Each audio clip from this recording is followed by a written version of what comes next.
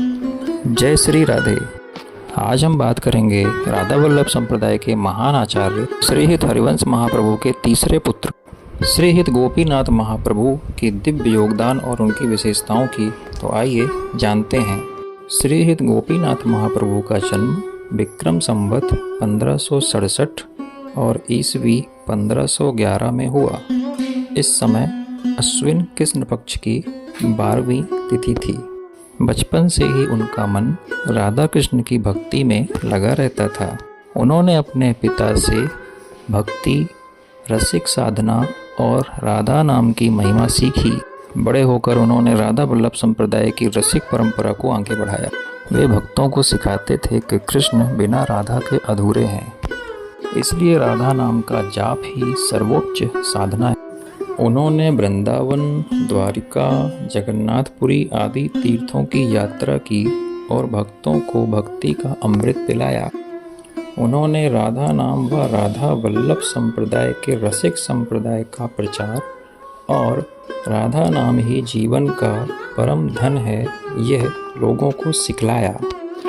अपने पिता हित हरिवंश महाप्रभु द्वारा स्थापित राधा वल्लभ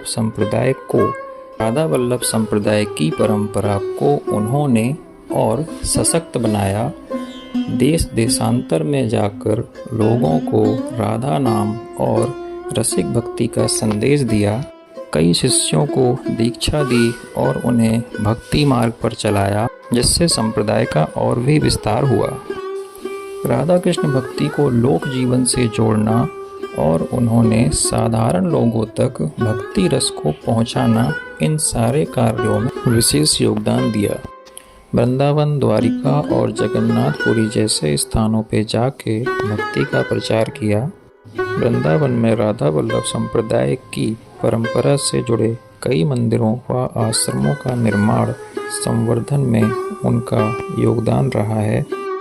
उनके जीवन काल में राधा वल्लभ संप्रदाय की रसिक धारा इतनी मजबूत हुई कि आज तक वृंदावन में यह परंपरा जीवित है। भले ही उन्होंने कोई बड़ा स्थापत्य कार्य जैसे भवन निर्माण न कराया हो, परंतु भक्ति साधना और रसिक धारा का आध्यात्मिक निर्माण उनके द्वारा सबसे बड़ा कराया गया है।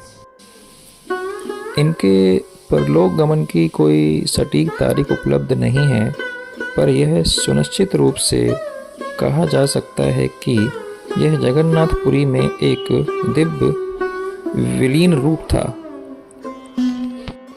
भक्त से साधारण मृत्यु नहीं, बल्कि ईश्वर में विलीन होना कहते हैं। तो यह थी रसिक संत गोपीनाथ जी की कहानी।